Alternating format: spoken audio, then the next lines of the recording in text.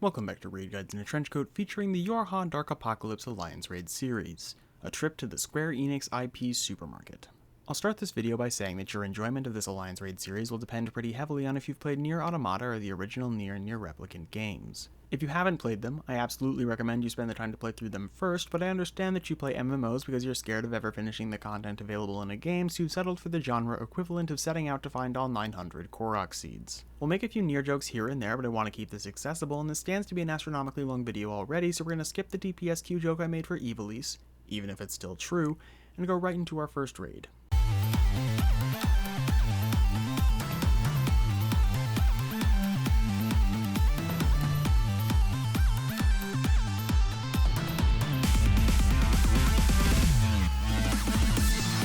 Starting off in the copied factory, descend the rusted metal staircase and break your ankles hopping down a massive drop-off, which makes me wonder about the ergonomics of the design and if OSHA couldn't flag it because their representative fell off and died. Stop for a quick can of Faygo at the vending machine before jumping down and breaking your other ankle as you reach the first encounter. The serial jointed command model teaches you about balls. Nier balls. These will be very familiar to anyone who's played the source material, but if you haven't, I'm willing to bet the 3 gil on my retainer that you'll catch on pretty quick. Drones will fire up balls in a line and the boss will launch a few AoEs worth as well. In an effort to see as many of the following mechanics as possible, I did bring back the all-stage meme run, so if you're seeing that half of this footage seems to be plagued with eucrasiontosis, that's why. Energy Assault is an untelegraphed conal of these red balls in front of him, and systematic targeting spawns the first in a long line of PvP mechanics where the only thing stopping you from beaming the shit out of your main tank is the realization that you're an encounter wipe away from half of your team quitting to requeue for Crystal Tower roulettes. Centrifugal spin hits the front and back, while side striking spin slaps his side flanks. Then these stealth mission looking bomber drones start following the conveniently marked arrow patterns on the ground, and then drone strike along the path with the relative fury of a buster call. There's also a knockback the second time this mechanic happens, so don't hug the edge unless you're looking to take a swim in some tetanus-laced pool water. Besides that, just know that sometimes he likes to cleanse the field with lasers, and other times he turns into a red ball sprinkler system. After you kill him, run along more catwalks to an ads phase that's way easier than running any part of Aurum Vale with a team of sprouts. Next up is the raid boss equivalent of skirting so close to copyright infringement that you almost have to claim it as comedic parody. Actually, GLaDOS uses a neurotoxin gas to kill, and my OC Hobbs releases a flammable gas. It's the same fucking thing. If Portal was a 24-person boss rush, this is exactly what the concept art would look like. Tony Hawk Pro skate your way through these gnarly tubular tubes where you'll get dropped into one of 3 different arenas alongside everyone in your alliance. Alliance A will get the floor that looks like these push-pop fidget toys. Alliance B will get a whole closet's worth of the conveyor belts that facilitate same-day shipping. And Alliance C will get the oil fryers that Hobbs keeps dropping frozen turkeys into. Hobbs will drop into the arena after you and expose all of his claw hands before accidentally pressing the rave button instead of the raise button. I don't know why he put those 2 buttons so close together, but I suspect that a certain pharmacist was to blame. Instead of casting the same mechanics at everyone when they go out, each alliance is going to get a different mechanic in a different order, which is honestly some incredible encounter design, but fuck if it doesn't make writing a guide for it next to impossible. You have the Dapper Donut Man AoE claw where this is his head and this is his bow tie, and it rotates around like he's stuck in a rinse cycle. You could also start with the hardware team's interpretation of a firewall, which will force you to look away from the boss so that you can see where not to stand, or you could start with a shipping can't contain their kamikaze exploder drones. Somewhere between these mechanics you'll get a series of red energy rings, and then your floor mechanics will start to take effect. Alliance A's ADHD floor will glow in lines marking half of the real estate is unsafe before pulling a Michael Reeves and tasing everyone on top of it. Alliance B will do some expedited shipping on the conveyor belts in an attempt to lose the package and throw people off the side, and Alliance C will make either the vents or the non-vents unsafe with flammable oil, which, when combined with the fire attack, has some pretty explosive results. Halfway through he'll accidentally hit the rave button again, and then there's some line stacks, and then you also have to do the rotating flamethrower / arm mechanics while simultaneously keeping in mind the mechanic tied to your alliance's floor. Dispatch Hobbs and then hop into another pipe, hoping that Calvin doesn't come after you. The following room has a tank in it that really only mimics the sprinkler system, the kamikaze robots, and Brute Justice's Megumimu. Killing that will spawn a fight and flight unit who similarly has some pretty telegraphed and self-explanatory moves. Shoot him out of the sky with a cacophony of 96 Newelliths, bet you didn't know that's what they were called, and then suddenly you run an oil rig surrounded by mineral dust. Optimus Prime has seen better days prior to his retirement, but that's what happens when you ask Shia LaBeouf if you should get some body mods after a midlife crisis. Just do it! Engels here is the 3rd major boss and is named for Frederick Engels, who was both a philosopher and Karl Marx's best friend, which is exactly why he's named one of his first attacks, Marx Smash, his second attack, Marx Smash, his 5th attack, Marx Smash, and there's at least 4 of them. If he was best friends with Sigmund Freud, I'd read between the lines, but this might just be an unhealthy obsession. Anyways, each iteration of Mark's smash can be dodged by staying away from the arm that he's clearly wound up, staying away from the arm that he's clearly wound up, standing right in front of him before he attacks the sides into dragging his arms backwards, or standing in the back corner as he claps and tries to saw through the whole platform. In between these iterations, you might get targeted with a flaming arrow or a chase marker, just don't stand in the center. There's also this towers attack where he'll hide the vast majority of the towers beneath a laser beam and you'll need to wiggle in to soak them once it subsides. He'll call upon some ads some halfway into the fight, which are pretty spot on recreations of the unrealistic body standards that 40-year-old men hold people to on the internet. Wipe the floor with them and then group up on the far edge of this platform to be launched to the next one where you don't need to be concerned about running off because they've added an invisible wall to prevent you from getting over too early. That was a lie. On the second platform, watch the sides of the arena as the Mark Spire strikes back and slams the saw blades together into the lateral thirds of the arena in succession. Most of the other mechanics are pretty similar to those in the first half of the fight, but there will be a moment where he traps you between saw blades and you'll need to burst them down before they reach the center of the platform and wipe the encounter. Following his defeat, however, climb up his lifeless body and summon a pod to help you navigate through the render distance being temporarily turned down to high performance mode. The final boss of the copied factory is another machine amalgamation and flight unit combo, vaguely reminiscent of a spider jockey. To add insult to injury, these units are being commanded by the infamous YoRHa No. 9 Type S scanner unit. So like every fight in this raid, the first mechanic seems to be a tank buster, which we sacrifice one poor main tank Sage to because one res is a lot easier to coordinate than 24 HYMAs. Dual flank cannons will fire to dual of his flanks, and 4 hind cannons will shoot lasers out of his forehead and the head shoved so far up his ass that it's poking out of it. These are followed by 9S hacking the disembodied Mark's arms, which can be dodged by running to a corner that they aren't in. Further, 9S will detach himself from the machine spider tank to fire off aerial assaults that will rapidly advance down the lanes of the arena. As far as mechanics that telling you about in advance might actually help, if you haven't dipped your toes into YoRHa's Southern Front yet, then you won't recognize these red square targeting grids. They'll go off in sequence telling you which tiles are getting assaulted in what order, and you and your goldfish memory just need to remember which squares will be safe when the bombardment begins. Later, 9S will summon 2 more of the tanks to drop in and shield his main body, and after destroying them he'll hack into one of them to detonate a self-destruct, which you can block by hiding behind the other one. Then run away because it'll blow up shortly thereafter. Because 9S is a hack and that's all he's good at doing, he'll then go immune again as he summons missiles to just sit there and watch us menacingly as we dispatch 3 of the first boss at the same time. He then does us the service of waiting until our only NPC buddy erects a barrier to send all of the missiles careening towards us to virtually no effect. And while that's it for new mechanics, barring the time when he manages to take control of 3 Mark's arms instead of 2, reducing his health bar to 0 only puts us at 33% completion on this grand tale. There's a lot more to go, and it gets a lot more complicated from here.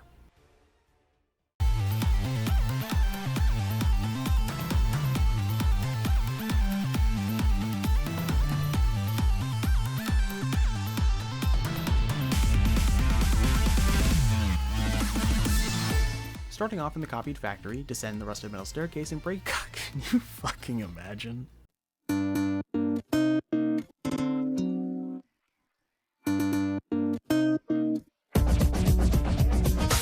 So after a questline that takes way too much running around the upper parts of not enough Kahlua in my coffee for this Sia, you unlock the puppet's bunker, which might as well be the hardest of the 3 Dark Apocalypse raids, but don't let the other 2 tell you I said that. You'll spawn up at the top of this crashed orbital station where you'll use unpaid pod internships to zipline through the empty air until you reach the first boss. After the all-stage iteration of Copied Factory, I decided that what Puppet's Bunker needed was a way to take away the ability to res without compromising on survivability, hence why we all swapped over to the blue TPS classes. 813P operated Aegis unit kicks us off both metaphorically and physically as the first mechanic jettisoned off practically the whole alliance over there. The mechanic starts with a bunch of conals that overlap and slowly start to get narrower. Some of these overlap spots will disappear completely, leaving a bald spot as the cones recede, and others will not. You and your alliance members should form the toupee of hair that covers the bald spot, or you'll get launched off of the stage. Then the boss will play safe spot roulette and spin the wheel to randomize where you'll need to stand, followed by a flaming arrow telling you which of you is about to get Himiko ulted. Humanity never conceals its desire to control the heavens, and I'm no exception. Please for the love of God step out of the group because otherwise everyone is going to get beamed. There's a lot of PvP in this raid and that's why we did the all tank run here. Some flight units will drop down to do some cross-arena knockback line AoEs, and then the boss will rotate its fins, which you should get to the obviously protected side of. A few repeated mechanics later, those flight units will come back except as targetable enemies which will need to be destroyed before their saturation bombing is allowed to finish casting. I don't know what saturation bombing means, but my middle school health teacher did warn me about saturated fat being the reason we were all going to die a premature death, so it's probably for the best that you leave those bombings unsaturationed. Now preparing to play life's last song. Prepare to regret your choices.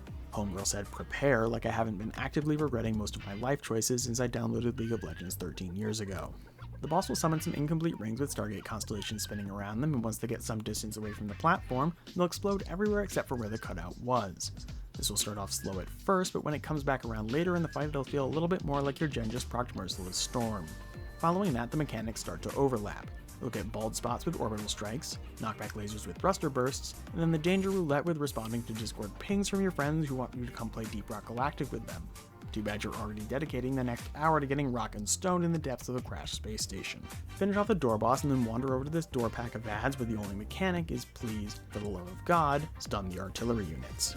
The floor will then explode and you'll fall down into the hangar bay for a fight with superior flight units Alpha, Beta, and Sea-High. The first thing to know about these guys is that each one has a buff like this, which actively prevents any other alliance from damaging it besides the one that it shares a letter with. This buff does get dropped as soon as one of them dies, and the pods do bring you directly to the one you're supposed to hit, but you know what they say about horses and leading them directly to the source of fucking water. If this raid series has PvP out the ass, then this encounter is the pinnacle battle royale of it all. You'll get plenty of fire arrows denoting you're about to drop a pool of flaming jet fuel, line stack AoEs that generate extra LB if you kill other alliances with them, and those are just the first two mechanics. On the reading side of mechanics, the bosses will next link together with red targeting lines and empower the energy blades either on the inside of the triangle or the outside, and you'll want to position yourself accordingly.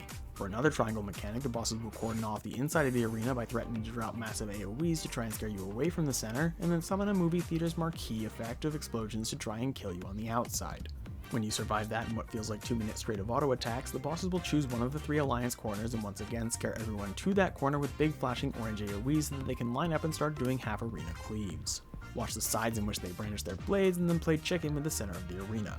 Avoid being the alliance that gets their LB generated by other players, watch out for these starfall pattern bombs, and then when the first flight unit falls, the other 2 will be quick to follow.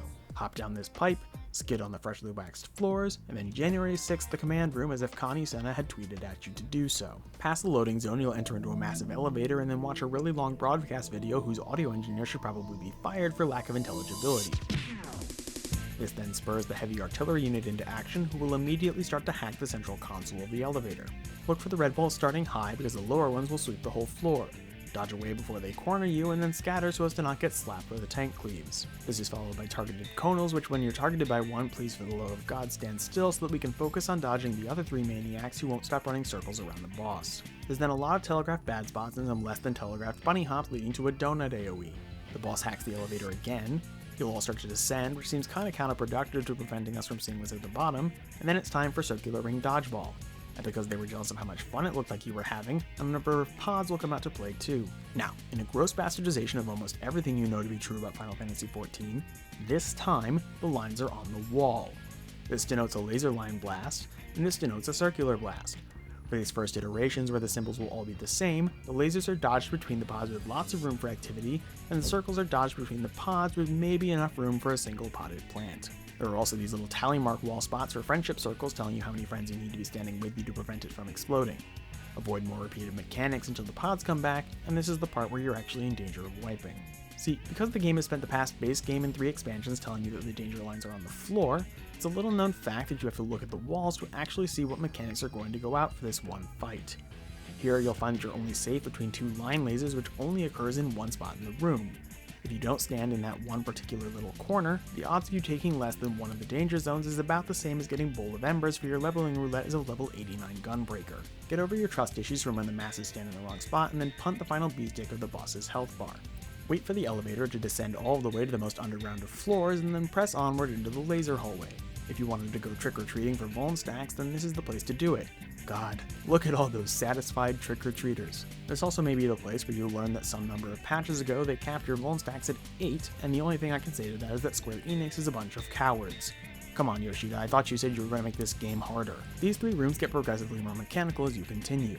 For the first room, you only need to avoid the lasers as you Naruto run your way into Area 51. Kill the artillery units to unlock the door and progress further. The second room adds near balls flying through the length of the room, and then the third room adds mandatory barricades while also electing to sideswipe you with balls from the side. Because, you know, when the balls are slapping you in the face, the last thing you're expecting is another pair to be coming from the side. And that comparatively tame joke leads into the raunchiest encounter I've got for this guide. If jokes like that make you uncomfortable, then skip ahead. I'm not going to give you a timestamp, but if you skip ahead the average 60 seconds that a man lasts in bed, I don't think you'll have gone quite far enough. Welcome to the compound. The first few mechanics have this testicular object torsioning itself in a myriad of different ways, where lots of red lasers means hide under it, and the two big red lasers mean steer clear of its wide berth. It's going to blow a load of these mechanics all over you before doubling and making it the next person's problem. Each ball will split into two hemispheres, and you need to stand in the open area between all four parts. Actually I thought this was going to take a lot longer, but look at how fast we're burning through its health bar. You can't tell that I'm making a joke because there's a whole other alliance array to get through after this, so of course the video wouldn't be even remotely close to over yet. As we get the boss's health down to 0.1%, we're shown living proof that not only is P stored in the balls, but there's 2P in there. The cum Pokeball will split open to reveal a whole ass person in homage to Bella Porch's Build-A-Bitch, and this is where the real final boss begins. God, just look at how her hair glistens. Okay, so blah blah blah, don't get hit by any obvious orange AoEs, and then the first mechanic to pay attention to is Prime Blade. This is a Neapolitan ice cream's worth of flavors where you have chocolate twist out, vanilla ass to mouth, and strawberry me in your ice creamy thighs, mommy 2P. After showing you what those mechanics look like, she'll then do another cast of Prime Blade, though this time she'll try and psych you out with some teleport pads. Just know that whatever mechanic she displays is going to go off at the pad that she's actually teleporting to, denoted by this rather aggressive throbbing. 3 parts disdain is a stack marker knockback where she hits you 3 times so don't go anywhere, and then she summons some pods which don't actually do anything special besides targeting people with AoEs. 4 parts resolve will telegraph next, and it makes me wonder if I missed mechanics called 1 part conviction or 2 parts anger management.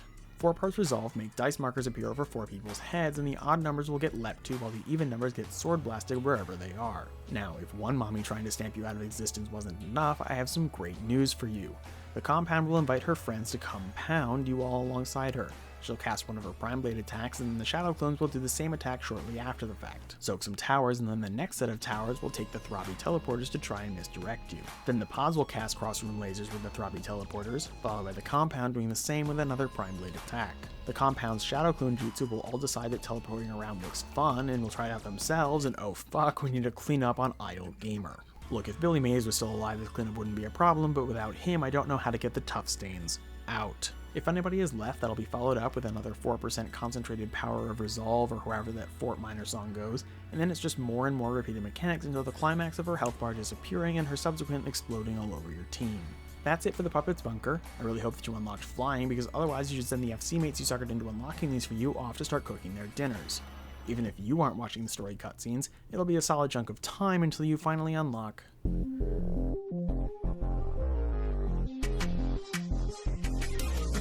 Having played the original Nier back when you had to do mail-in rebate to get your free Black Friday Xbox 360 from GameStop, God, I wish I was making that up, 2017 was a wild year, the Tower at Paradigm's Breach is a love letter to some of the game's most iconic bosses and even some of the franchise's most intricately hidden lore.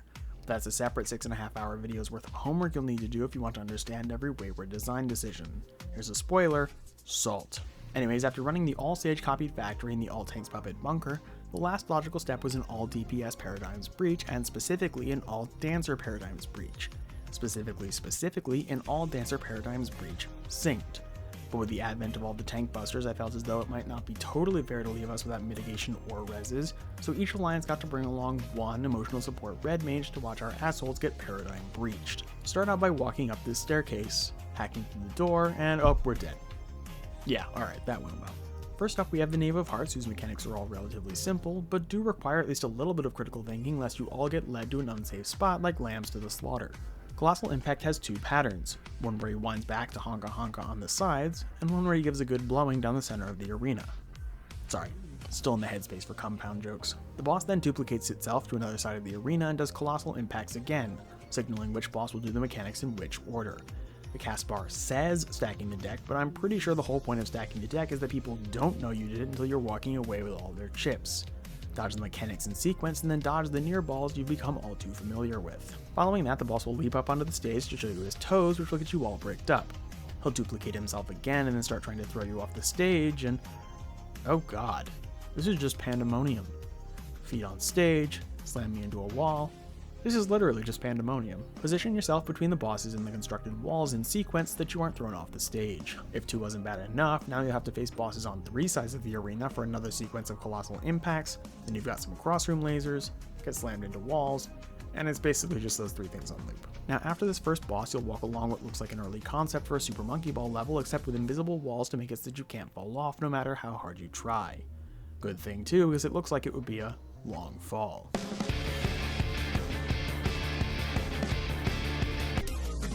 You'll also notice a surplus of dancers running between encounters here because we did manage to beat the first boss synced.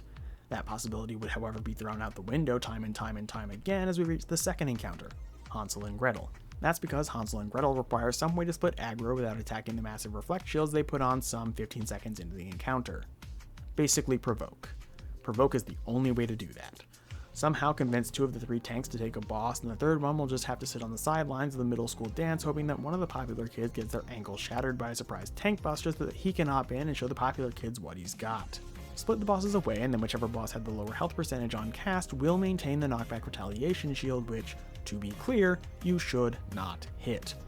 The other boss will have the big rotating red swords denoting attack here, and I don't know how much clearer they could have made it. If the bosses get too close, they'll tether and both get the shields, and the only attack left to you will be insulting the tanks' promiscuous mothers in the Alliance chat. Nuke the unshielded boss as much as you can before they launch into their first tandem assault. They'll ignite their beating sticks, and if they're on the inside, run away, and if they're on the outside, then run between them. Don't get too attached to those instructions because later on they'll do this little TLC trading spaces bit, and so it'll be opposite. The bosses will go shields up red alert again, giving you a nice window for damage on presumably the other boss before the next tandem assault, which will have you running to the far sides in the one lane where you won't get blasted by these little orange balls. Shields up, the foreshadowed trading spaces, and then the bosses will cleave half of the arena, Meteor the center, and you have to somehow avoid getting shredded by the bouncing Beyblades as it all goes off. More of the same, and then the Beyblades will start converging on the center as the other AoEs go out, and this is about the furthest the Dancer Squad was ever able to get. Let's fight an epic battle! For the love of God, keep them separated until one of them dies, at which point the living room will just keep casting lamentation because you've made it more depressed than Eeyore during the seasonal depression months, which makes it easy pickings to finish off. Exit the simulated universe, walk up exactly 35 steps, I counted them, until you're met with another locked door to hack into. You'll walk into the 2P dress-up ads encounter as you fight the 2P clones from the last raid who have all put some clothes on. A few kills later, they'll start wearing flight suits that shoot big-ass PvP lasers, and you'll be back to the normally clothed ones as they all start cleaving across the arena. Deal with them and then climb up the precarious stairs, fly across the chasm, and then get ready to fight a living embodiment of an anti-piracy countermeasure. You'll get about 5% of her health bar for free before the flurry of mechanics begins, so I recommend taking as much advantage of that as you can. The edges of the arena will become kill planes, as with this tiny little square in the middle. Fun fact, getting rescued through this little square will kill you. Healers, keep that in your back pocket for when the egotistic samurai player starts dissing your relatively niche waifus. Immediately, a bunch of people will get these lighter dark aspected AoEs, and then quadrants will be cordoned off by similarly color-coded walls. Because you're also cramped in, you'll inevitably hit one of these walls and learn that white AoEs destroy black walls while being seemingly blocked by white walls. This is further corroborated when a whole mess of white lasers threatens the whole arena, only to be blocked whenever it intersects with a white wall. Then, the reverse is shown. Black AoEs destroy white walls, and black walls stop black lasers. Using this knowledge, you'll then have to drop some AoEs to break out anyone unfortunate enough to be dragged into the center prison, or dumb enough to get locked in the first place. Immediately run to the other side of the walls that share a color with the oncoming meteor. Deal some damage unabated before getting very abated by the overlapping rotator girls who will start blowing bubbles at you while the tank runs circles and you find it near impossible to hit your positionals. Buy the game legally.